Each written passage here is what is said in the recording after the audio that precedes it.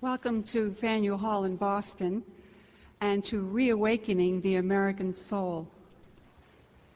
The Philosophy Foundation is delighted to be sponsoring this event, the third in a series of celebrations of the American poet, philosopher, orator, essayist, Ralph Waldo Emerson in his 200th year.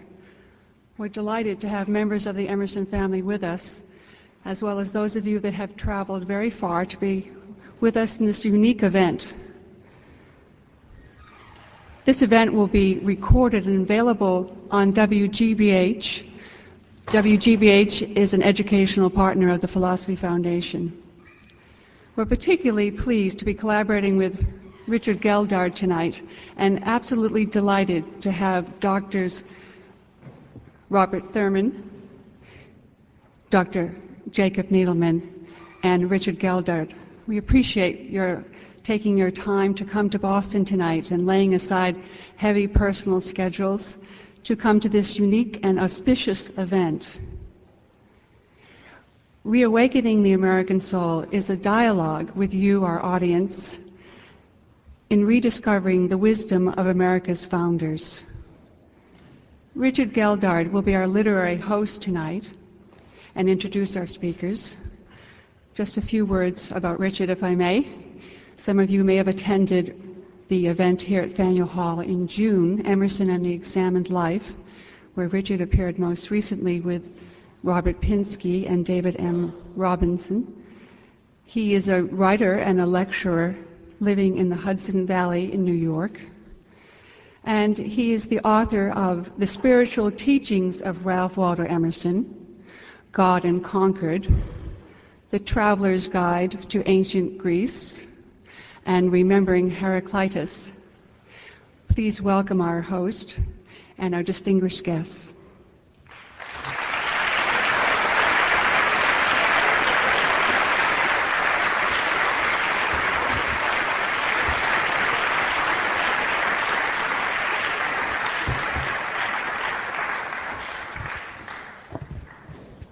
Thank you very much, Mita.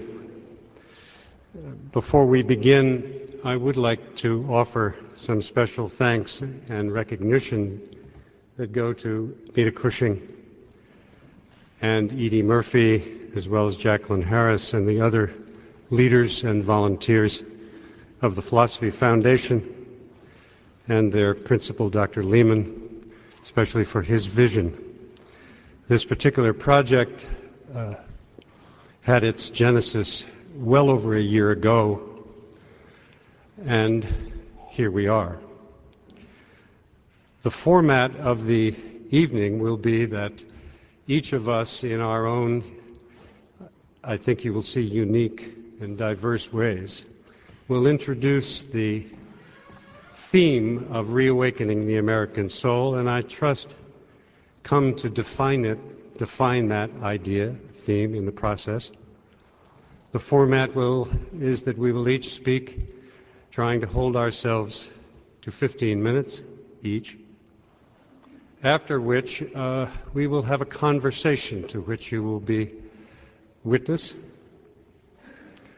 And at the end of that conversation, reasonable length of time, we will ask you to step up to microphones which are located here and in the center aisle if you would like to ask a question.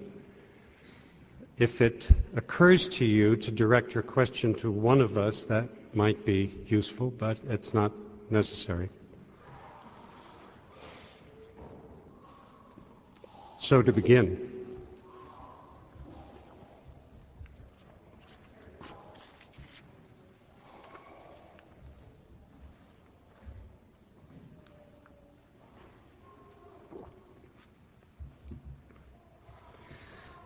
we are met in Emerson's bicentennial year here in Faneuil Hall, a famously public and wholly American building, where just 3 months ago we met to reflect on Emerson and the examined life.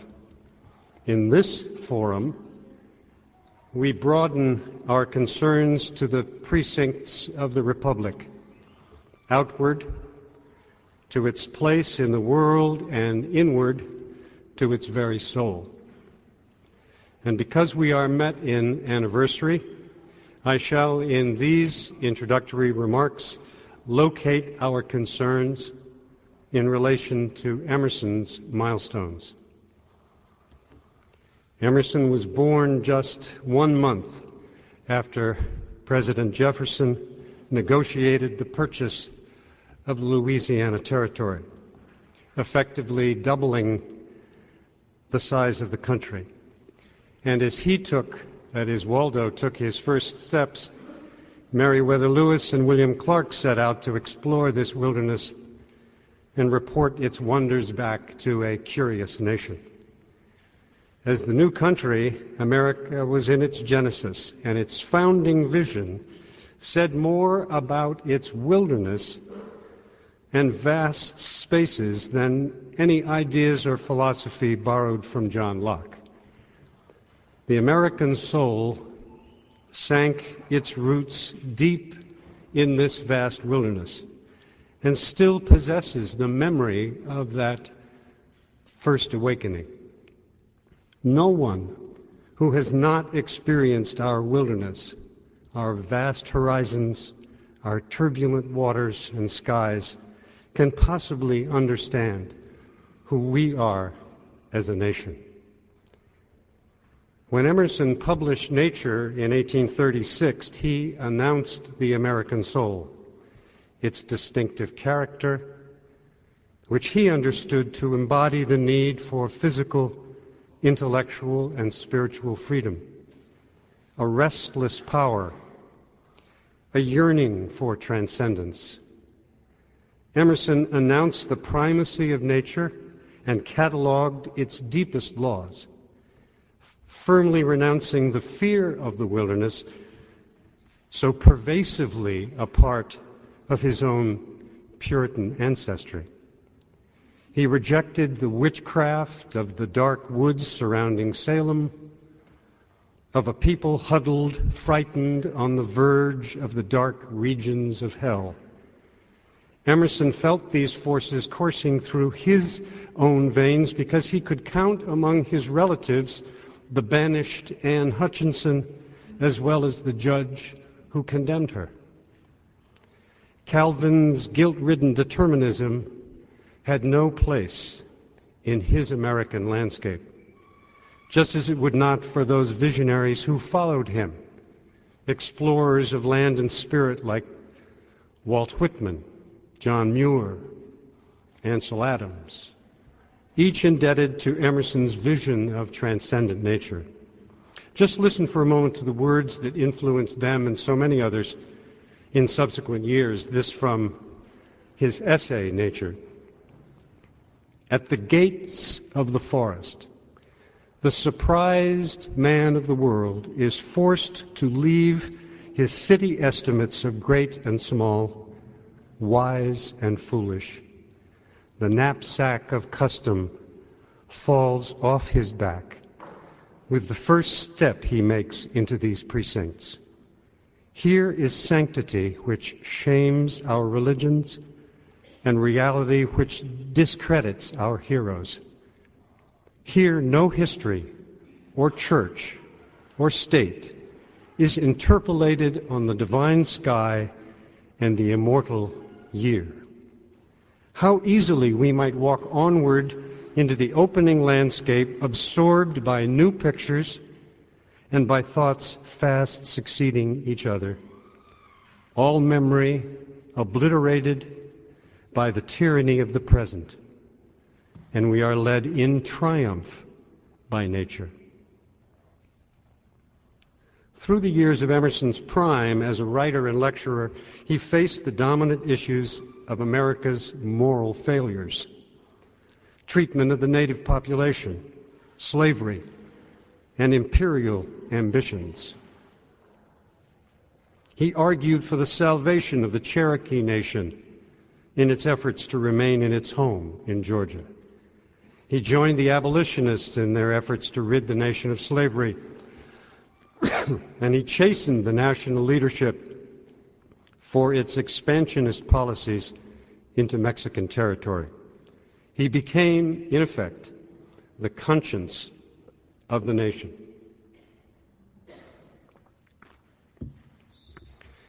By May 25th, 1903, the centennial of Emerson's birth, when William James gave the keynote address in Concord, America had all but completed its westward expansion.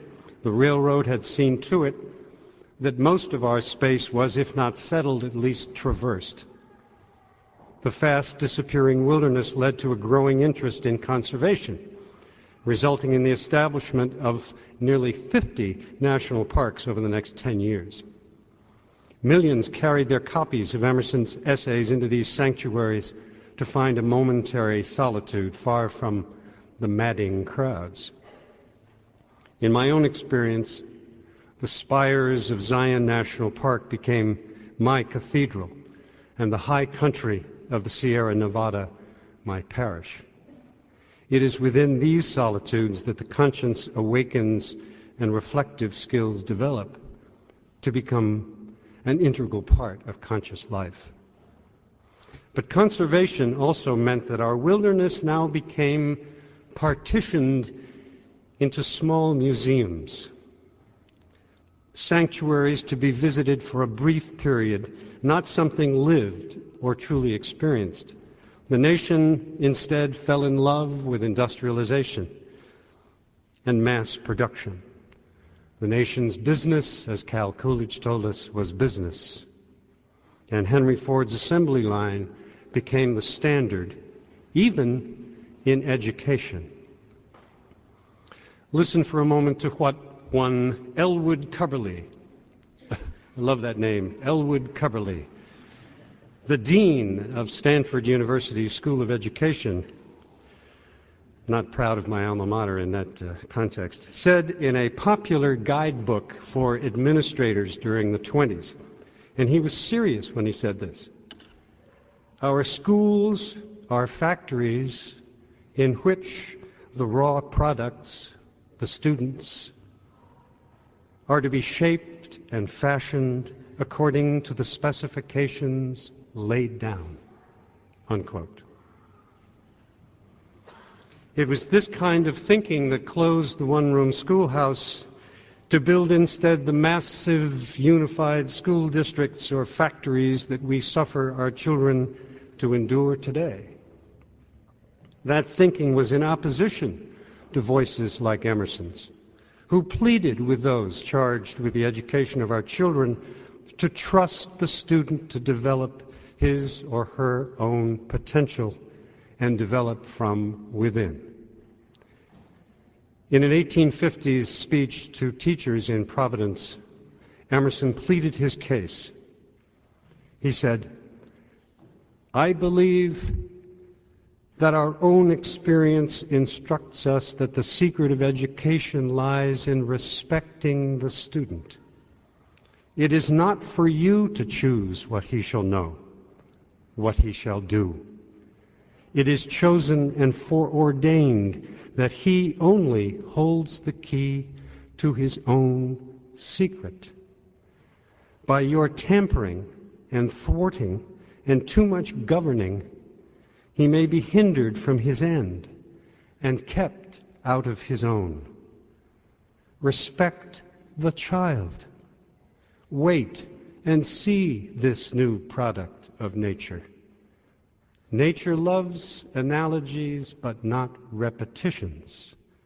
Respect the child. Be not too much his parent. Trespass not on his solitude." And as we saw, the nation and its teachers did not listen. The factory model won out, to be replaced in the 70s and 80s by the corporate model.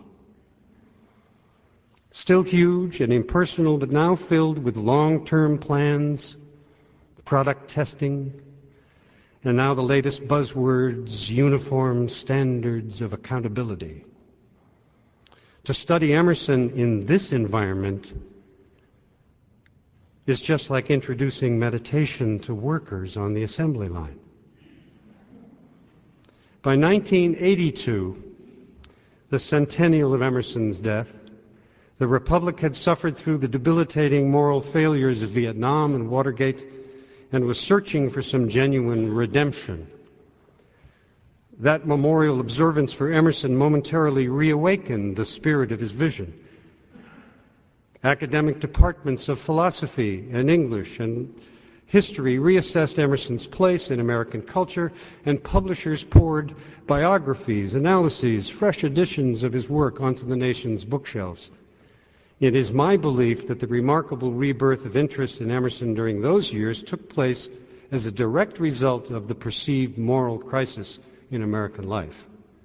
The crisis Jimmy Carter was derided for when he told us we were in the midst of a spiritual malaise. He was, of course, correct.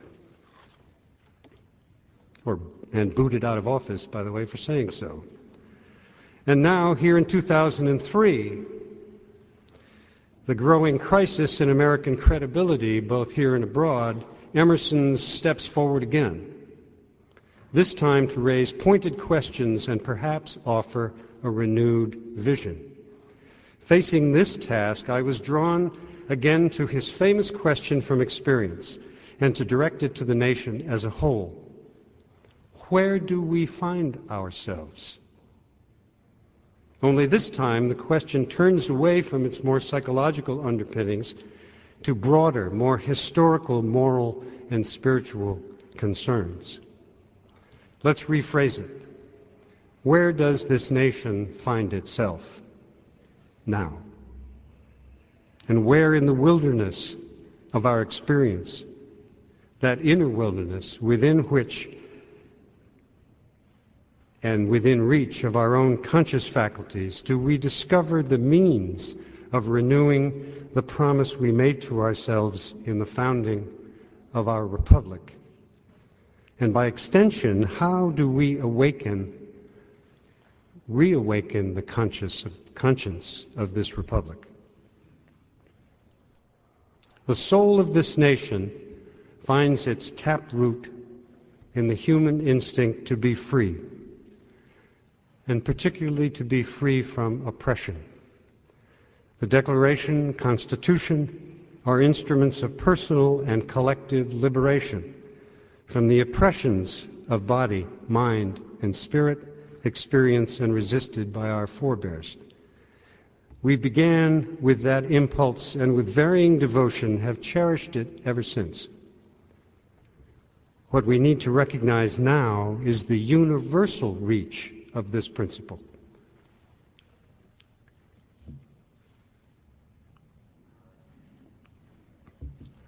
But what we call the soul, as distinct from spirit, is a more personal, discrete human faculty, and it can be withdrawn from the horizon of our lives. The symbol we employ to express that withdrawal is sleep, a falling away from awareness, a force missing from the company of faculties we employ to address the world. The question then becomes, what can we do to awaken that force, to array it against new oppressions of body, mind, and spirit which daily confront us? If we fail, we are fated to succumb and be buried in our comforts and entertainments, while the republic we have inherited disintegrates before our eyes. Freedom from oppression has given us our buoyancy of spirit, our sense of optimism. That is, until recent events here and abroad. Since then, we've experienced a collective despondency, Carter's malaise. On the psychological level, this condition manifests itself as fear. On the psychic level, oppression leads to feelings of emptiness and an absence of self-worth.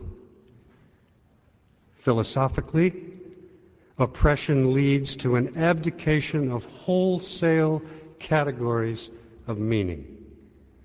Spiritually, it leads to a cynical withdrawal and a separation from our ground of being. Emerson's response was years in the making and appropriately complex. In his essay, Fate, which, by the way, he wrote and rewrote at least a dozen times in lecturing over the last 20 years of his life, he gives us a hint of the ambiguities and pitfalls involved. In response to the question of what measures can be taken to apply a philosophical ideal to the soul of the nation, he said this: "I have not found that much was gained by manipular attempts to realize the world of thought. Many eager persons successively make an experiment in this way, and as a result make themselves ridiculous. I confess that I think we can as yet discern no social measures adapted to this end. We are instantly embarrassed when we attempt to employ a reform to the societies of men. Societies are not convertible. To the highest ends, societies cannot act.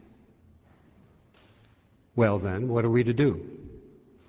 Emerson's eloquence seldom leaves us despairing of solution.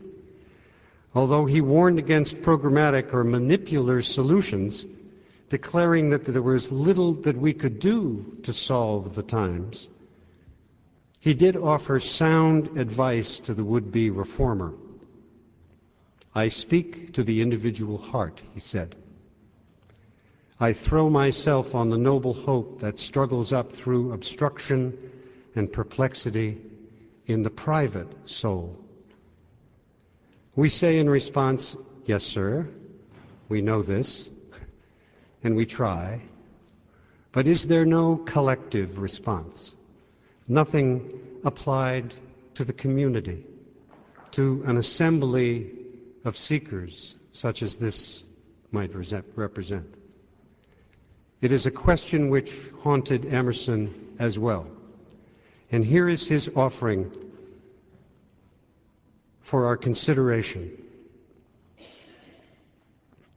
"I seek to show to one man his possible attainment, and to bring to his ear the solicitations of a fairer earth and heaven than he now inhabits, him to possess and use it. In the presence of the assembly, he has the desire, perhaps for the first time, to express himself largely, symmetrically, gigantically, not in fragments and miniatures, and it is a universal skill, taking sovereign possession of the audience. I see no other solution but Emerson's, a reawakening of conscience in the individual act of remembrance, accomplished in solitude and then applied in community.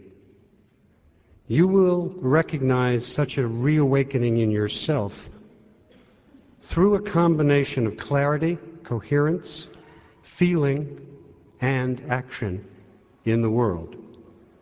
That consistency will be proof that the soul has indeed awakened and taken its proper place in the hierarchy of being. Emerson's call, then, to us this evening is to speak as well as to think largely, symmetrically, gigantically. It's a tall order, to be sure. And I would remind us that when he uses the word symmetrically, which he did over 50 times in his work, he means by it a state of unity and balance of heart, mind, and spirit. You will have to judge tonight whether we are able to achieve some semblance of symmetry in our conversation. Thank you.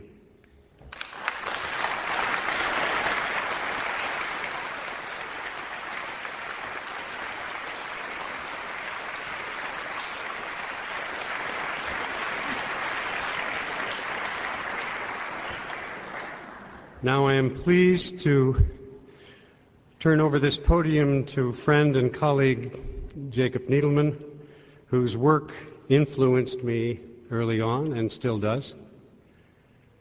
Jakob Needleman is professor of philosophy at San Francisco State University, the author of many books, including a little book on love, Time and the Soul, The Heart of Philosophy, recently republished, Lost Christianity, even more recently reissued, and The American Soul.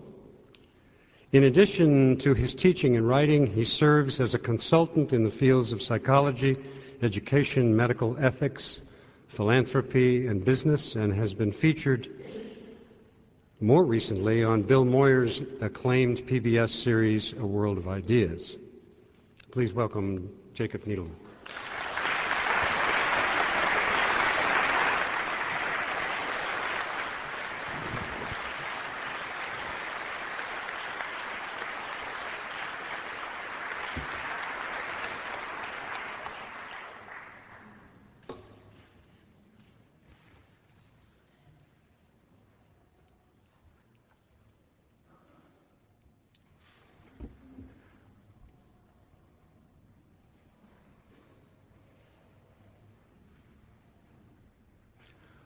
I was taken out to Concord today and went to the North Bridge. Can you hear me well, clearly? Are the words clear? Yeah. They're not. I was taken out to Concord today, and I stood at the North Bridge and saw the plaque. And of course, I'd been there before a number of times, but something struck me very sharply. Was this phrase about the men who fought there, and the phrase "the love of freedom" appeared as so defining of America. And I suddenly realized, I asked myself, I was struck by that phrase, and I asked myself, what do I love when I love freedom? And I couldn't put my finger on it. I think if you ask yourself that, you try to look inside your own psyche, our own mind. What do I love? What do we love when we love freedom?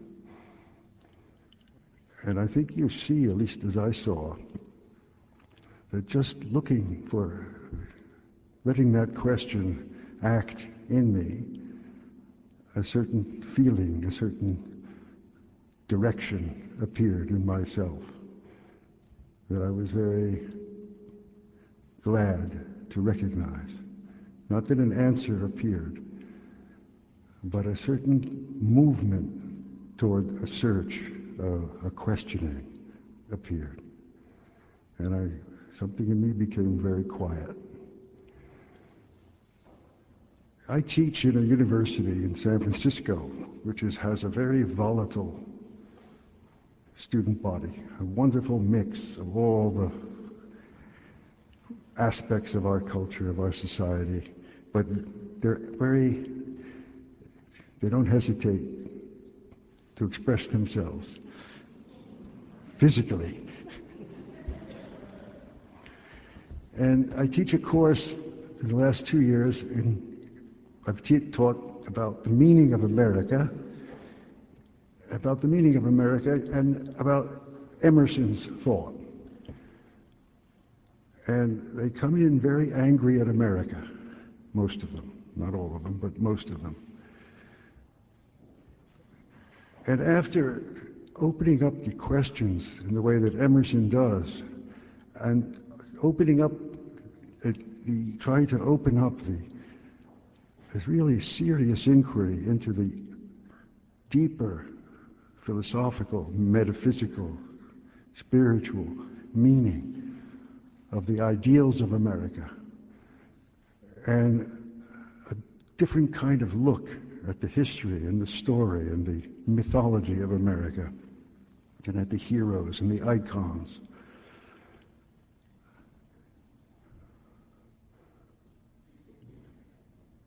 For example, with the inner meaning of things such as freedom of speech, or independence, or liberty, democracy, equality, which usually for most of them, or most of us, are words we use without quietly looking at what deeper meanings could be attached to them.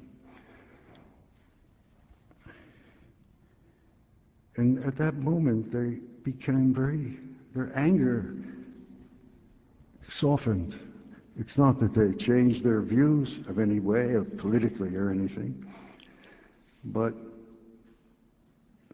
another kind of feeling appeared in them, evoked by, in this case, by great ideas coming from a great mind like Emerson's. These ideas, interconnected, deep, clear, beautifully expressed, with great conviction, allowed this other movement in them that was quite different from the movement of anger, justifiable or not. And they became different for a moment, as we all do when we face the expressions of the sacred.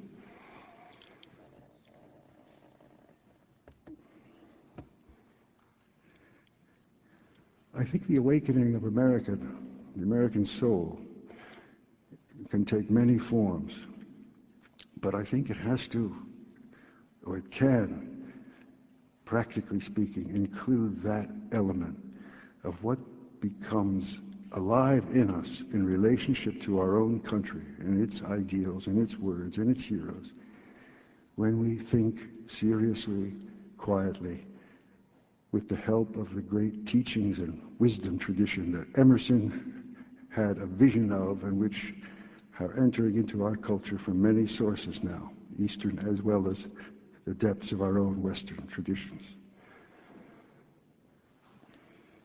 Emerson had this tremendously useful, marvelous, extraordinary gift for sometimes very subtly allowing a bridge to appear between the external meaning of our lives, of our principles, of our country's habits, of its values, and the inner meaning, which, when that inner meaning was touched, threw an entirely different light on the outer meaning. In a famous essay, Self-Reliance, for example, he follows beautifully, powerfully, articulates in such a way that almost anyone who reads it wants to run out and be an individual. Let's all together be individuals. Be nonconformist, not imitate, find myself, express myself. Don't believe what anyone said. Oh, that's wonderful life energy in that kind of thing, which in a way can be stunted and stopped at a level that is just exuberant and even adolescent, or can go deeper and deeper into something very meaningful, very strong, very in service to the culture. So the individualism comes through in the great articulation, expression of individualism in America comes through in Self-Reliance, and then almost without noticing it, you're being led at a certain point. Yes, rely on yourself, says Emerson. To be true to yourself. But what self? What self are you going to rely on? Not your everyday. And what he does is, right by the end of the essay on self-reliance, he is speaking about the higher self, what he calls the oversoul in certain aspects of it, the great self within, the great self in one word or another, in one language or another, that all the spiritual traditions at their depths are speaking of, whether they use that word or its equivalent.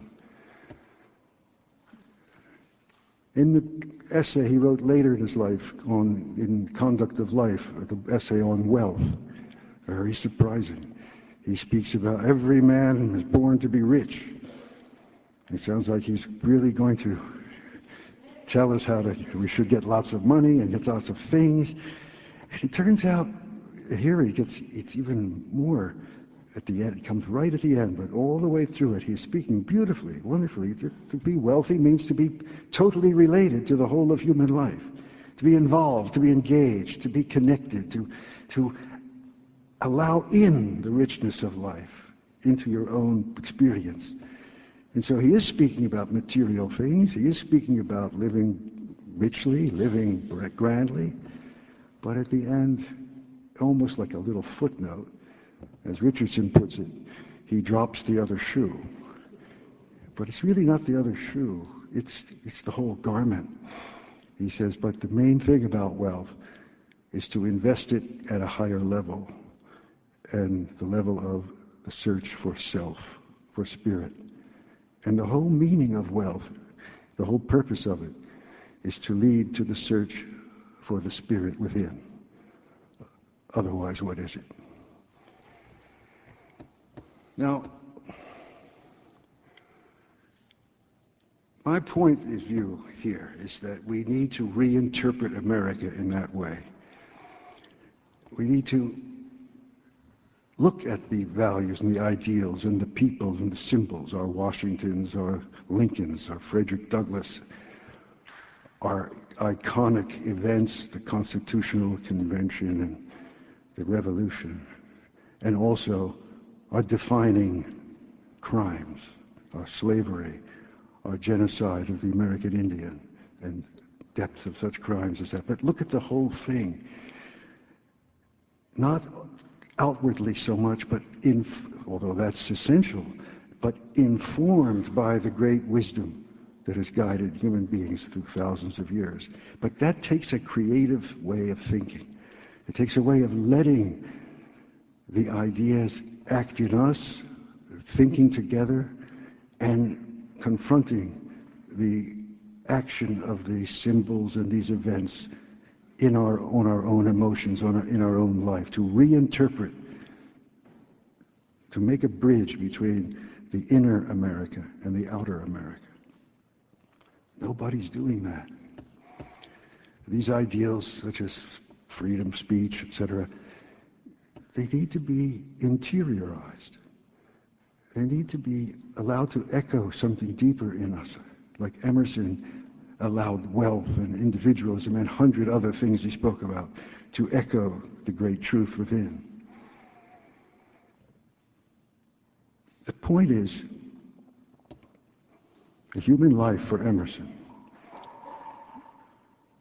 and I think the great teachings tell us, human life becomes meaningful only in relation, only insofar as we are oriented toward the search for truth, for conscience, for the spirit within. And everything external can begin to serve that. But without that, life is empty.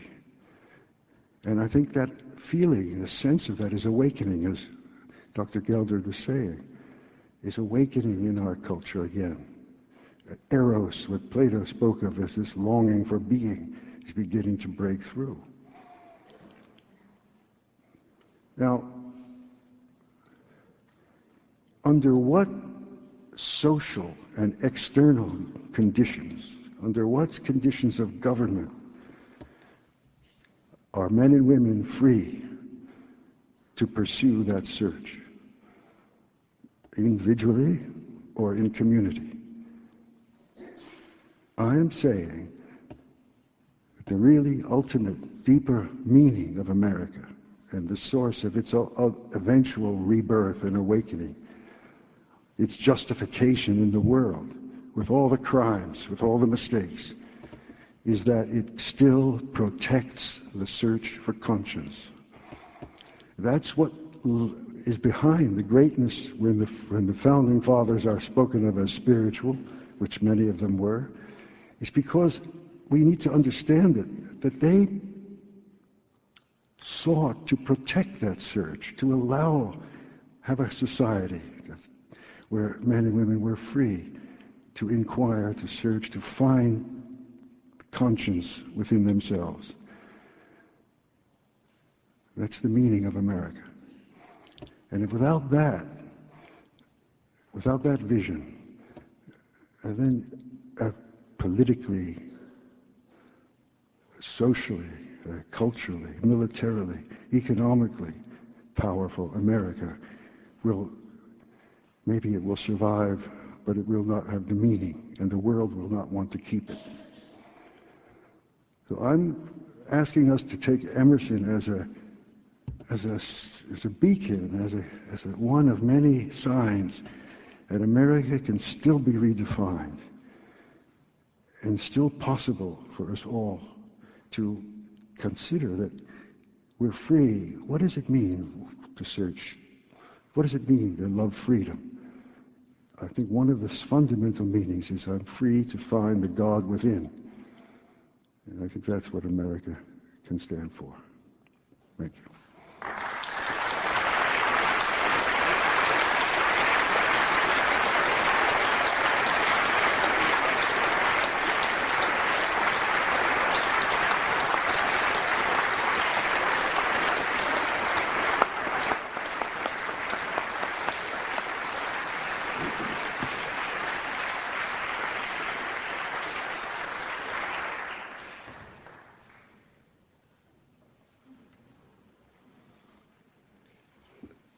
I think you've noticed we have this little sideshow of musical chairs that we're playing with.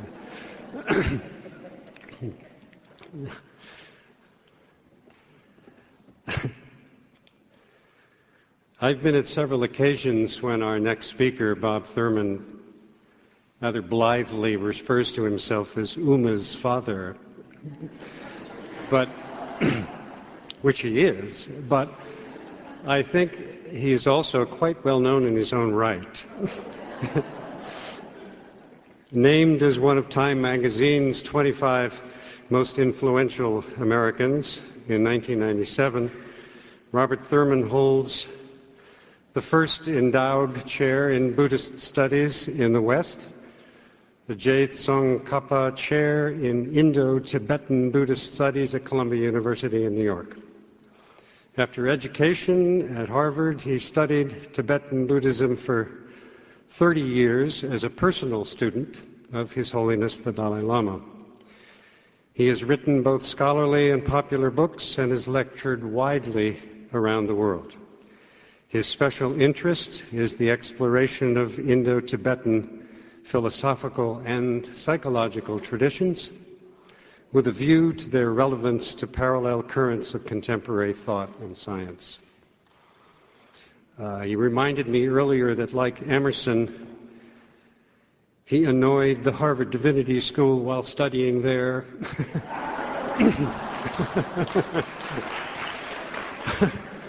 But I think was invited back probably more often than Ralph was in his time. Please welcome Robert Thurman.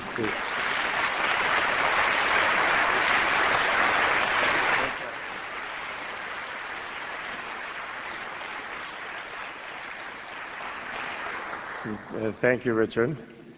And I want to thank the Philosophy Foundation and Richard and Jerry for inviting me to join them here on this very auspicious occasion, and thereby encouraging me to look back into Emerson, which I confess goes back to my days of high school and college for me, having been busy with texts in other languages since then, and delighted to rediscover Emerson in a way this last year since Richard came over to my house and we broached this effort tonight. And there's a tradition in Buddhism that the greatest way to praise someone is not merely to venerate them and not merely to serve them, but is more importantly to try to achieve the teaching that they gave. that is the way to really respect, especially a teacher, because what a teacher wants is not just to be respected and not just to be served or venerated. What a teacher wants is to be an effective teacher and to awaken the insight in the mind of the student. And rereading Emerson's essay recently, American Scholar and the Address to the Divinity School, which is why I thought of that, I was realizing that 150 years ago or so, he wrote these essays, gave these lectures in halls such as this, probably in this hall, and yet much of what he decries as the conformity, the lack of clear thought, the lack of courage, of integrity of individuals to speak their mind, is just as much rampant in the society today, perhaps, as it was then. And has there been, no wonder then that this event is called the Reawakening of the American soul. It reminds me of Gandhi's famous joke when told by someone, asked by someone, well, what about, when thinking about some ray of hope in the world in that time, what about American civilization, Mr. Gandhi? And he said, American civilization? He says, now that would be a good idea. I said, well, it might have been British civilization, actually. Never mind. So, awakening the American soul, that is not only a good idea, that is an essential, mandatory idea, and it has been mandatory from the beginning, and it has even more mandatory today, if possible. In a way, the one kind of progress we know that we have accomplished is that the roughness of the American character has now been expanded by technology of communication, of industry, of travel, of warfare, to such a huge extent that if we do not awaken our soul, meaning our soul of gentleness, our soul of love and sympathy toward others on this planet, perhaps toward ourselves, finally, there will be no body left in which that soul can awaken. Now, I wanted to read a few little things from Emerson, and I found several things. First one I was quite pleased to find in the Transcendentalist essay. He says, I had forgotten this entirely. He said, in like manner, if there is anything grand and daring in human thought or virtue, any reliance on the vast, the unknown, any presentiment, any extravagance of faith, the spiritualist adopts it as most in nature. The Oriental mind has always tended to this largeness. Buddhism is an expression of it. The Buddhist, who thanks no man, who says, do not flatter your benefactors, but who, in his conviction that every good deed can by no possibility escape its reward, will not deceive the benefactor by pretending that he has done more than he should. The Buddhist is a transcendentalist. I really like that. But then it leaves me to wonder, how possibly at that time, with the information available to him, in fact, I can say categorically it was impossible that Emerson really could know what is a Buddhist. And somehow the anecdote that he mentions, which is a fact, when a Buddhist monk comes to your door to beg lunch, because the word is not monk actually in the Buddhist languages, the word is mendicant, one who lives by alms. They come to receive and they accept whatever you give them, only for that meal. But they will not thank you, because in fact, in a Buddhist country, if they did thank the donor would be annoyed and offended, feeling they had lost some of the merit of the gift by having been reciprocally thanked. It isn't that the Buddhist monk is not grateful, it's that the gift itself is its own reward, therefore they do not thank, which he somehow had heard at that time. But on the other hand, what he thought of Buddhism philosophically, so he has a marvelous intuition there about Buddhism. He has a marvelous insight of reason, as he would put it, or as wisdom, as we would put it, which he cannot have by sort of information or inferential understanding. Because people thought of Buddhism then, as many of you here think today, I'm sure, that Buddhism is some sort of depressing world-negating teaching of some people in the Orient who didn't have Buicks or Cadillacs, who had never been in Boston's Faneuil Hall, didn't know the glories of democracy and freedom, and therefore thought that life is suffering, and you better just get the heck out of it. Which we, in our modern knowledge of the nature of the mind and the soul and the brain, know that you don't need to worry about, because you'll be out of it just by dying. You will reach oblivion automatically, since there's no such thing as a future life. We are told by those across the river at MIT and Harvard. All there is a brain, and when the brain is gone, that's the end of it. What I have to say from the Buddhist tradition, from the Transcendentalist tradition about that is fat chance. You're going to get out of it that easily. No way.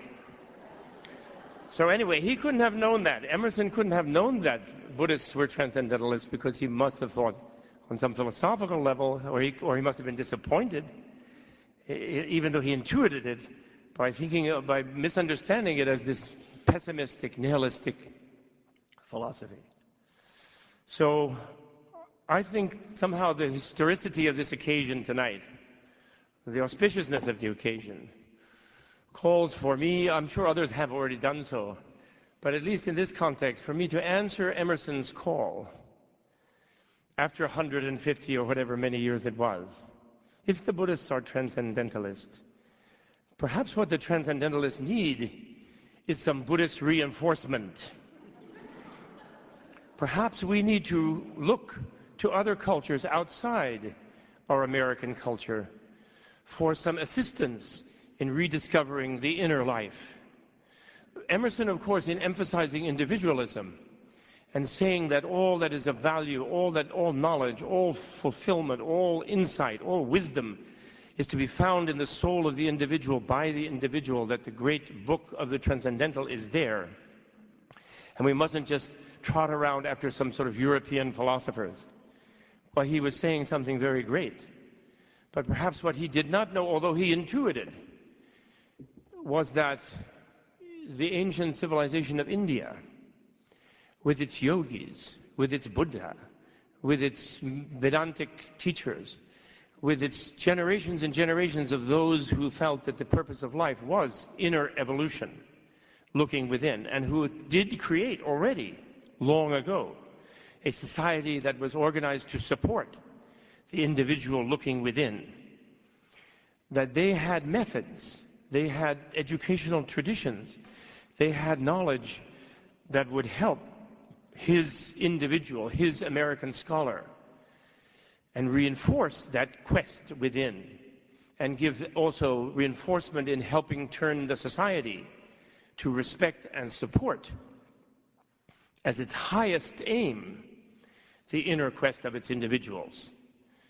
We in America think of ourselves as individualists, and we think of ourselves as children of Emerson.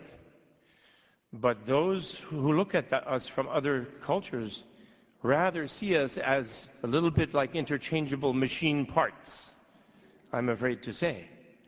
I'm reminded of the memoirs of Lame Deer, a great Lakota philosopher, who said that he and the Lakota braves who fought with the cavalry officers felt sorry for the pony soldiers in their blue uniforms.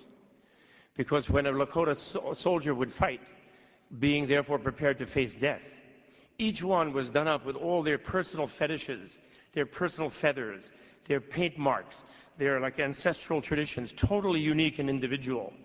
Because if they died, they wanted to go into the other world as individuals. And they just felt sorry because the pony soldiers were forced to wear some uniform and to act uniformly. And they wondered which factory in Switzerland had they been created and wound up in. So much for the rugged individualists who thought they were dealing with some non-individualistic tribals.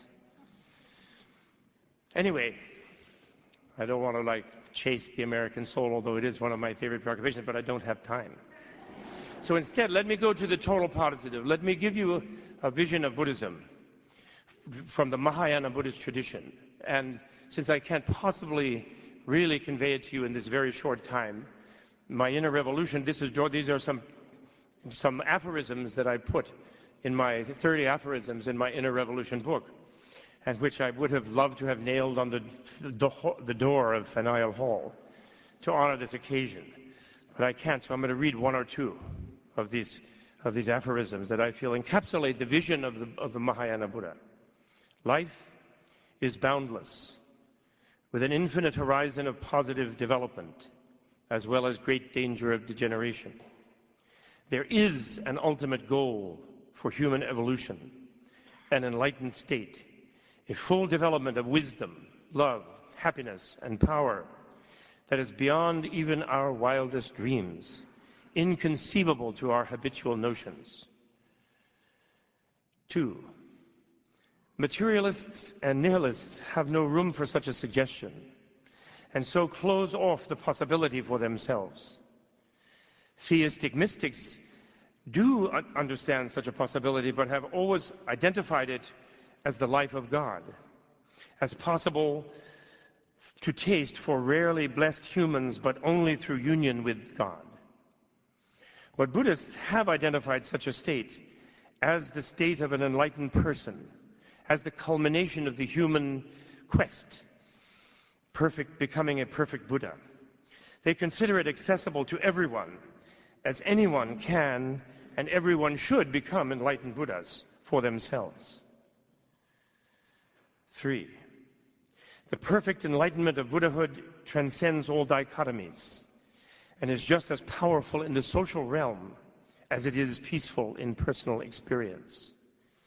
The core insight of selfless freedom is itself the full embrace of the inexorable relatedness of the selfless individual to all others. Nagarjuna expressed such enlightened reality as voidness, the womb of compassion, the highest enlightenment. 4. Buddhahood as universal love and enlightened wisdom is the supreme power, the diamond Vajra strong force blazoned in the core of every atom of every universe. As a way of action in human societies, it manifests as a politics of enlightenment, program of an inner revolution that is ongoing for thousands of years. This then brings me, so I just wanted to give you a little taste of the Mahayana Buddhist vision of the meaning of our lives. And I wanted to mention this, that this is not a religious thing. The Buddhists coming to reinforce Emerson are not asking Emerson to become a Buddhist conceived as adopting a particular religious creed. This is not the case. People are puzzled when His Holiness the Dalai Lama gives lectures in this country to audiences, and he says, by all means don't become a Buddhist. He always says that beforehand. I don't want you to be Buddhist, he said. If you're a Christian, remain a Christian. If you're a Jew, remain a Jew. A Muslim, remain a Muslim. If you're a humanist, secular humanist, remain a secular humanist. But what I have to say, to teach, is something that you can use within whatever your sort of social structure, conceptual structure is. And if you find that useful, use it. If you don't, forget about it. But if you find that useful, use it. But it isn't a matter of just sort of changing denomination. Because Buddhism primarily is not a religion. This is another thing I want to announce to you today. It's not a religion. It has some religious element. It has a very powerful ethical element. Most importantly, it is a scientific discovery of the nature of the world. The Buddha was a person. Buddha is not a personal name. Buddha means awakened. The awakening of the American soul, because the Buddhaizing of the American soul, because Buddha is a verb, it means to awaken, the past participle of a verb, to be awakened, Buddha. And awakening doesn't mean awakening. Buddha went out to look for, he looked for the gods in his culture, actually. According to the legends, he encountered them, he talked with them. When he met God, he said to God, what the Indians thought of as the creator God, Brahma, he said, great Brahma, I hear you created the universe. How did you do it? What was there before you did it? How does it work? And God fussed around quite a lot at first. And he said, why are you bothering me with questions like this? Don't you realize I'm busy? I have a lot of things to do here, and et cetera, et cetera. So he sort of chased Buddha out of heaven, Buddha's astral body, his meditation body. But then as Buddha was leaving, saying, excuse me, God, I didn't mean to disturb. As he left, God came around and he said, hey, Buddha, come over here, So took him aside and said, look, I couldn't really tell you the true answer to your question in front of the godlings, all the angels and godlings who are around. Because, they think I'm God and I created the world. And if I told you the truth, which is, I don't know. I didn't really create it. I just was the first person around in this cycle. And I was wondering how it all happened and where I came from. And then a bunch of people showed up around, a bunch of gods. They came all up around. And when they saw me, they went, da-da. Because I was there before them. And so then I said, I'm not your Dada. We're all in this together. What is going on? And then they looked so frightened and so stricken and so devastated that I said, well, okay, I'll be Dada. It's okay. So I couldn't tell them what I must tell you, that I don't know. But I tell you because I know you are going to awaken. You are going to be a Buddha in another life, sometime soon. Because you proactively read your Emerson and you're a rugged individual who's going to find out from yourself. You're going to find out from the depths of your own heart the nature of the world and not asking from authority. And when you do find out, I want you to teach me. I want you to teach it widely. But particularly, I want you to tell human beings, when things go ill for them, it's not my fault. It's their own karma. So I just want to make clear that this is not a religious thing. Buddha awakened. He said, he smiled when he awakened. He said, wow, when you really understand reality, you realize you're all right. He said, eureka, kind of. I understand everything, myself and everyone. He did say that. I am Buddha. I am awakened. But then he said, and the great thing is, everyone can become awakened. Everyone will become awakened, he said. But the first step in your doing so is not at all necessarily to believe that I did. So I don't ask you to believe that I did. I'm saying I did, maybe a little encouragement that you can, but what you have to do is actually question what I say, question what is said by all authorities. Look into your own heart. And then that's where the suffering message came from that people misunderstood. He then said, if you insist on remaining unenlightened and unaware of your own true nature, you will suffer. In other words, it was really the same thing that Socrates said, except Socrates was more pessimistic, since he was a Greek. And a country where they don't grow mangoes. And Socrates said, the unexamined life is not worth living. But Buddha only said the unenlightened life is going to be frustrating, you're going to suffer. And then why? Then he said, why? Because there's a cause of that unenlightenment. What is the cause? It's very simple. The cause is, unenlightenment means that you think you are the center of the universe. You think it intellectually, although you learn to hide that fact from your close relations anyway. And you feel it instinctually. And you feel your life is more important than the life of the other. And you will gulp for your air before they will get theirs, and your food, and your space, and your land before they will get theirs. That is unenlightenment. And everyone here, for example, and excuse me if any of you are enlightened, as I'm sure many of you are, but the enlightened person doesn't mind. But those of us who aren't, we're all here in this room today. Each of you thinks you're the main person in the room. I came to Faneuil Hall. I'm listening to Emerson. This is for me. I'm there. Then you're all a little uneasy, right? Because not a single other person in the hall agrees with you. They all think they're the main person in this room. And you know how wacky they are.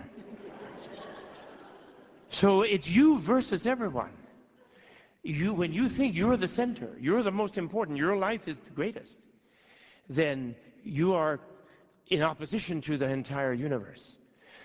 Being in opposition to the entire universe, do you think you will prevail? Do you think you will impose? Will you impose yourself upon that universe?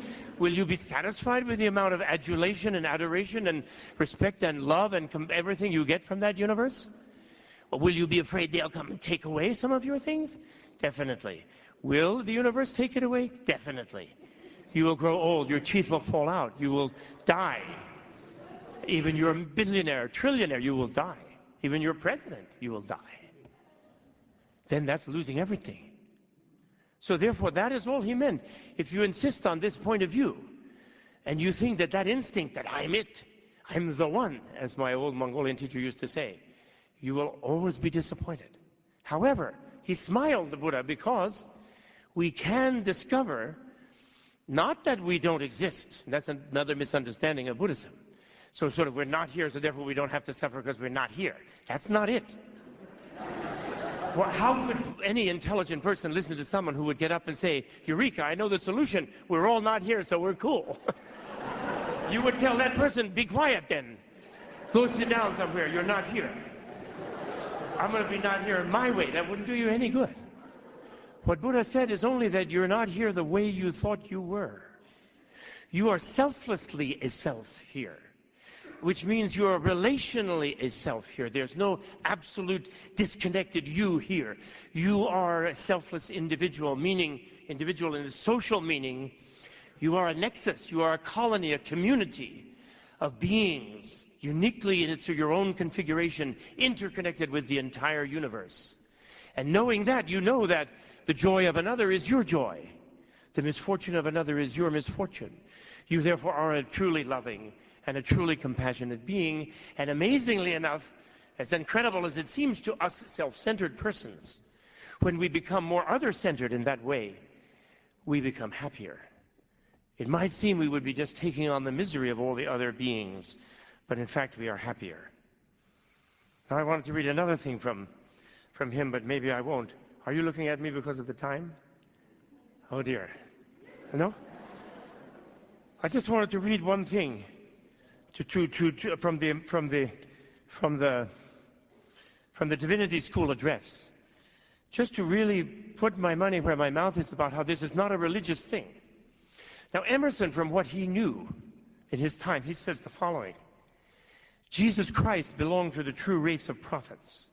He saw with open eye the mystery of the soul, drawn by its severe harmony, ravished with its beauty. He lived in it and had his being there. Alone in all history. Now this is where Jesus Christ and Emerson have reinforcement. Why should he be alone? What is this poverty of the mind, the scarcity of history, that there should be but one person who truly understood their own beauty, who saw their own life? 500 years before Jesus Christ walked the earth, the Buddha walked the earth. And before him, many others did, who also saw into the mystery of their own soul. This was what Emerson knew, though, and this in itself is just fine. But not alone in history. Precisely that feeling of alone in history is what leads us to feel despaired, hopeless, feel that there won't be any awakening, it couldn't be, there's going to be endless Pentagon. Alone in all history, he estimated the greatness of man. One man was true to what is in you and me. He saw that God incarnates himself in man and evermore goes forth anew to take possession of his world. Of course, this is why Emerson was not invited back to the Divinity School, because shouldn't be incarnated in every dinky Puritan Protestant. They're naughty little boys and girls too, I guess. And therefore, how could God be in them like that? They would, the old harumph, the old whiskered fellows there, who were reddening and reddening as Emerson was saying that Christ lives now in your life, now as you know yourself, having the soul of God in yourself. He dared to say such a thing. Somehow they didn't burn him anymore. Many have been burned under certain type of monotheistic authoritarianism in the history of all the Western and Eastern traditions, monotheistic ones. He said, talking of Jesus again, he said, in this jubilee of sublime emotion, I am divine. Through me, God acts. Through me, speaks. Would you see God, see me, or see thee? There's the heresy. When thou also thinkest as I now think, that is, that then you are Christ. You have to live up to Christ. But what a distortion did his doctrine and memory suffer in the next and the following ages. And it goes on like that, denouncing, in fact, the organized church, and therefore taking his ministry directly to the people in a wider pulpit of the Lyceum lectures and so on, about which Richard can tell you. So if you could read that entire passage with full faith, conviction, enthusiasm, simply put the name of Buddha. You could read it putting any of the great founders of the world religions, although the others would be more difficult because they would be demanding faith in a different set of symbols. Buddha doesn't demand faith. Buddha is an educator, pure and simple. He demands understanding, insight, intuition, wisdom. Therefore, poor fellow, instead of really being a prophet, he had to found a school. You know, it's easier to found a church than a school. People will give more easily to the church than they will to a school. Schools took millennia to get tax deductions from authorities, real schools, you know. I don't mean factory apprenticeships, I mean real schools, teaching humans, rather than just say man, you know, men and women, to look into their own souls, to discover their own greatness, to find their own Buddhahood, their own divinity, their own Nirvana, their own enlightenment. Because you see, the only way you can be free of being imprisoned in being yourself as more important than an unappreciative world, and thereby find your true interrelatedness with the world, fall in love with the world in that way, and feel the love of the world yourself, is through your understanding of the error of thinking of yourself as more important. Only the understanding of that error will, not meditation, will not do that. So many people who think Buddhism is only meditation have been cruelly deceived after meditating for many years, and then at the end of the many, without dislodging the error of egotism, only to arise after many years with the eureka experience of, wow, I'm great, because I can meditate. And be even more convinced that they're more important, and then be even more collide with the disappreciation of the world. So then there is the issue of freedom and nirvana. When you understand that, even Buddha said, that is true freedom. And this, of course, is very difficult to understand, and I have no time. But when you understand your selflessness, ironically, that is when you experience the bliss of freedom as an individual. It is a very paradoxical and amazing thing. Your uniqueness lies, therefore, not in being something disconnected from everything. Your uniqueness lies in being your own unique, interconnected nexus with all things, with all beings, of your being related, the mother and the father and the child and the beloved of all beings, and finding them as your beloved, seeing them through the eyes of compassion, with the eyes of love, as if you were seeing in all of them your only child. This is something difficult a little bit to understand, how true individualism is born of selflessness. And so therefore we'll have to maybe come back to it in the conversation. The last thing I wanted to just look again, finally, to talk about the scholar. He says, patience. You know, he's talking about the American scholar and how they are, and how they get pressed by the world, and they feel paranoid, and the huge world doesn't appreciate them, and so forth. Then he says, patience, patience, with the shades of all the good and great for company, and for the solace, the perspective of your own infinite life, and for work, the study, and the communication of principles, the making those instincts prevalent, the conversion of the world. Not the conversion of the world to some religion, the conversion of the world to its own awakening. But I'd like to read the rest, but you can read your own, Emerson. You love this, I'm sure, this concluding passage of the scholar. But I just wanted to come back to this phrase, the infinite life. Because, and this is what I leave you with. This is my old age, or it's my simple-mindedness, or whatever it is. But one of the reasons that the American soul is moribund is that we have been brainwashed by the pseudo-reality picture given by the scientific materialists, or should I call them the scientistic materialists, in their desperate effort to escape from the soul theory which made them afraid of being doomed to hell for all of the difficulties and all of the sins and all of the bad negative mind and so forth. There was a tremendous relief in the West to sort of come up with the idea that there is no soul at all. It's only the brain, and the illusion of your subjectivity vanishes at death. And this is not taught you as religious, it's taught you as fact. But religion's always taught people their main theory of the universe as if it were fact. And so this is a new religion. This is the religion of America. MIT is the high temple, the mother church. Not this local Protestant congregational church here, no. MIT, because we grew up in a school and these guys with the white coats and with the Nobel Prize, they said, that's it, and we know, we discovered, we found out.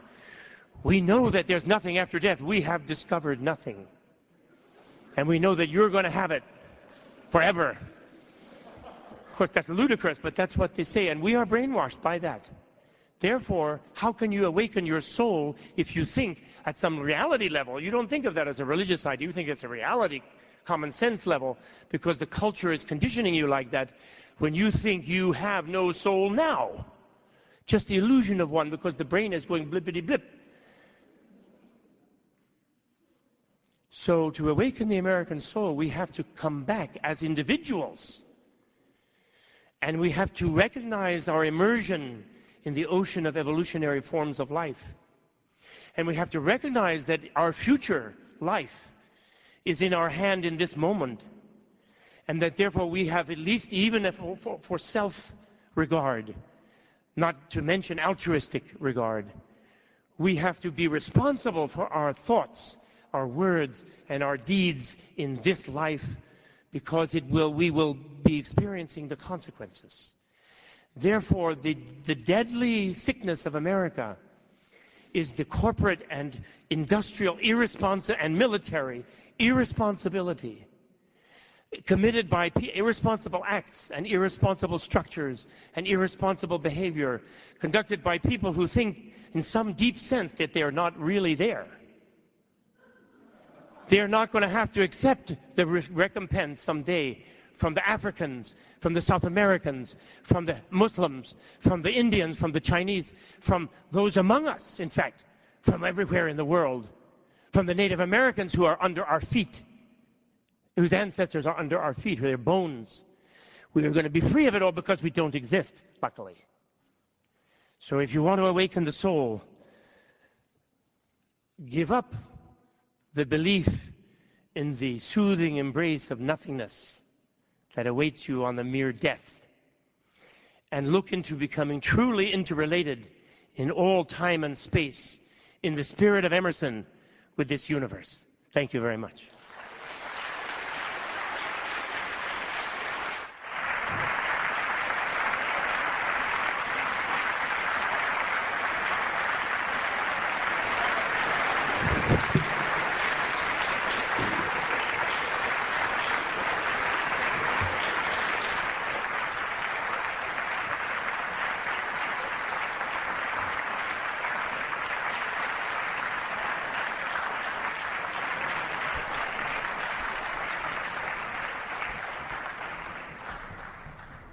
Did we run over?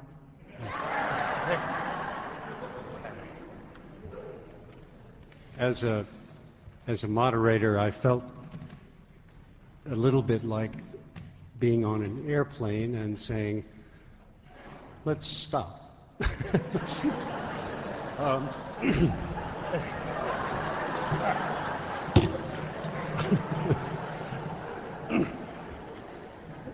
But it's obvious that from the shape of Bob's message, that this issue of denial is crucial to where we are and where we must proceed.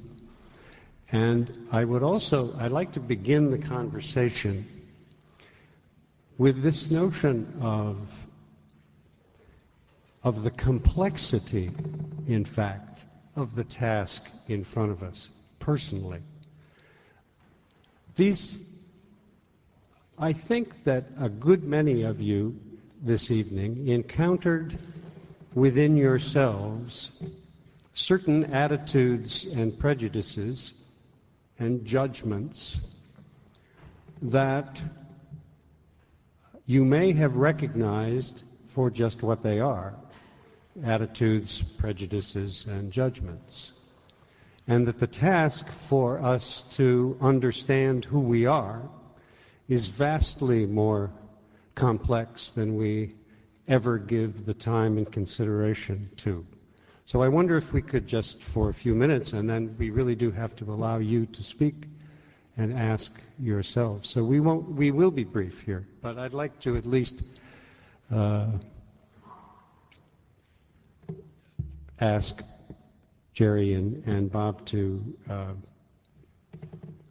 engage in this question of complexity, and this idea that perhaps there is some work involved in this process of self-discovery, and that it is not simply a matter of accepting dogma, accepting doctrinal ideas, and putting them in our pocket like a free pass to something. I think one of the questions you're asking, it's not exactly the question of complexity, but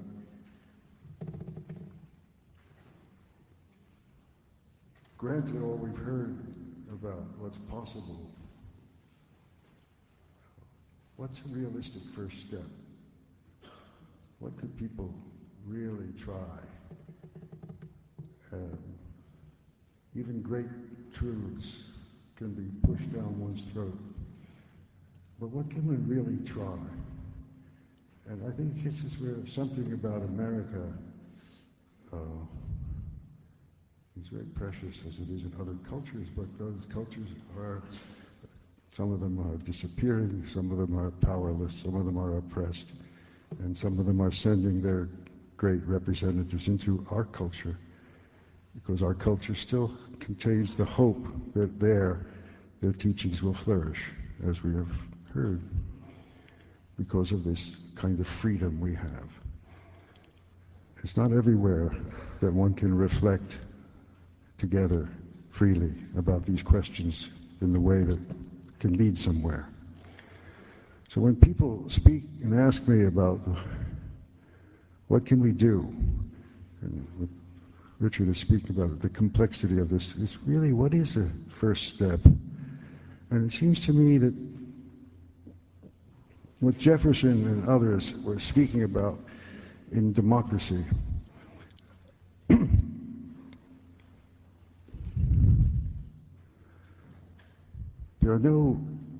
we have these rights, but there are no rights without duties. And what is the obligation that goes with, say, our freedoms? And surely one is, from one of the principal obligations in a democratic society, is to think. Freedom of speech, for example, is meaningless unless you're trying to speak the truth, or unless you know when you're not speaking the truth. Freedom of speech is hollow and empty unless you feel the obligation to let the other speak. And freedom of speech is powerless to be of any good unless you will work at listening to the other person. So I think there's an ethics of thought that we need to find, where people can come together and think together and exchange together and ponder. So I would think first, one of the first practical steps that anyone can take to reawaken the soul is to find philosophical friends and come together to ponder these questions quietly, patiently, honorably with each other. Philosophical friendship has disappeared among many things, but it needs to be brought back into the community of people seeking the meaning of the ideals. So that's just the beginning, I would say, but it is a possible beginning. You have a philosophical friend. They're there. In other words, a new kind of community can begin to form in that respect. That's one aspect of it. We were talking the other night about listening and how difficult listening is. And Professor Needleman was talking about an exercise in philosophy that involves listening, in which one individual speaks a point of view in a debate about the spiritual life versus scientific materialism, for example. And two individuals are going to dispute. And the requirement that Jakob imposed on this discussion was that when the first individual was finished, the second individual repeated back the essence or a précis of what the first individual had said, and then said, "Is that a fair statement of what you were telling me?" And until the first individual says, "Yes, that was," the other person isn't permitted to begin his point of view. Can you imagine the quality of the work that could be done under those kinds of circumstances?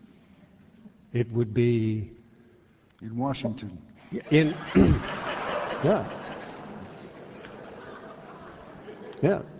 It would be quite a remarkable exchange. And earlier today, we were talking about this new book that Bob has coming out in February, and his desire perhaps to come here to Faneuil Hall or to another town hall in New York and to have a debate with a materialist about the nature of the human being and what that would produce. The difficulty, of course, is finding someone who would sit on the stage with Bob to engage in such a discussion. But certainly one of the insights that Mr. Emerson provided for us is to say that in his experience, whenever he engaged in a conversation with a materialist, the only tone the materialist could produce was scorn. He could not argue from a point of view of objectivity or compassion or even respect for the other, that scorn was his only tone. Well, I want to go back to, well, that's another story, but I do look forward to debating that. I think I'll challenge Daniel Dennett from up here, yes. Something like that. Good. But I wanted to go back to Jerry's point, which I think is really very well taken, and the idea of philosophical conversation and philosophical friendship and association rings many bells for me. Tonight I had originally intended to outline what I call the 5 principles of the politics of enlightenment, or the inner revolution, which are in a way how the Buddhist worldview emerges as a social policy in such a way that it transformed the Asian societies in which Buddhism lived for thousands of years, and particularly transformed them in a very particular direction, which is very germane to our current situation, namely from militaristic imperialism to nonviolent pacifism. On the whole, all social changes are totally imperfect, and there are plenty of counterexamples in all directions. But on the whole, those societies did dematerialize, some more than others. India and Tibet and Mongolia particularly strongly. But anyway, I won't do that now, all 5, but the middle one resonates with what Jerry mentioned. And the middle of those 5 principles I call evolutionary educationalism, for which I apologize. But in this society, you have to coin a term to define a principle that the purpose of human life is education. Not that education is to enhance life, to enhance productivity, to provide skills for livelihood, to enhance society, but that the individual's purpose of life, highest purpose, evolutionary purpose as a living being, in a life that is to be a link in a chain of infinite lives, is education. Because it is when you educate yourself that you are making yourself into a different being, and hopefully a better being. You're not brainwashing yourself to become Rambo. You're not brainwashing yourself to become more greedy, to become more selfish. You are educating yourself to bring out your wisdom and your compassion. And so everyone had philosophical friendships as a freshman in college, a fresh woman in college. That was the thing you did. Our culture is so disrespectful, they're called BS sessions. And that doesn't mean Buddhist studies. And right, in the dorm, right? And that's in the dorm, that everyone knows from going away to college and making new friendships with peers. There's discussion of what went on in classrooms and things. People discuss Plato and whatever. Then you get out in life, and it's the drudgery, and the toil, and it's the beer, and it's the news, and then it's some really dull thing that goes on with its commercials. And there's very little of this meaningful conversation. And so, of course, we've finished. There's no more we are educated now we live. And then we just progress. We bear the progressive disappointment that living becomes as it gets more and more stale, as we don't learn more and more new things that would make it more and more fresh. So gathering together in philosophical conversation is a little bit on a personal level to embrace the principle of educationalism. I always freak out my students, but more I freak out their parents when I urge them, stay in school as long as you can, as long as they'll pay. Because what you're doing now is the highest thing you will do in your life. In case you get caught up in the idea of a career where work is what you're supposed to do. And it could be household work, it could be child rearing work, it could be professional work, industrial work, but it's not necessarily opening your mind and heart, which is what you should be doing now. So the parents don't like it too much when they come. I especially do that one on those days when parents of children come. I love to do that one. And they look like, they look shocked. But that is the purpose of life in those ancient societies. And that's where monasticism in those societies fit in. It was the antidote to the militarism, institutional and social antidote of the militarism. And, Emerson was diffident and not sanguine about social change because he thought the individual had to change. But to allow the individual room to change requires a different kind of education and a different attitude to education. Right. And that does create institutions, and those institutions can weaken the militaristic institutions. Bob mentions the monasticism, and obviously there was a point in history when being a soldier or a monk were really the two viable choices that one had. And in our own culture right now, we have a sense, particularly since 9/11, I think, perhaps even beginning before that, of what I might call the new monasticism, which is a sense of withdrawal, of retiring within the sanctity of the home, and retiring, in fact, from active participation, not only in the political process, but this discussion that we're having here of getting together and to talk about serious issues. There is fear out there. There is a sense that one wants to remain secure behind our electrified white picket fences, and therefore to remain safe. And this isolation, with perhaps only television as a remedy of communication in the world, which isn't, as we understand, is not truly interaction of any meaningful kind, that this isolation is hurting us. It is drawing us down and causing us to lose sight of our true lives and what we are meant to be and do. So that the educationalism that Bob refers to does need to take place in community with one another. And so the question arises, obviously, is are we prepared to do that and to reach out? But she does have an announcement or two, I believe. First of all, thank you, Jonathan, very much.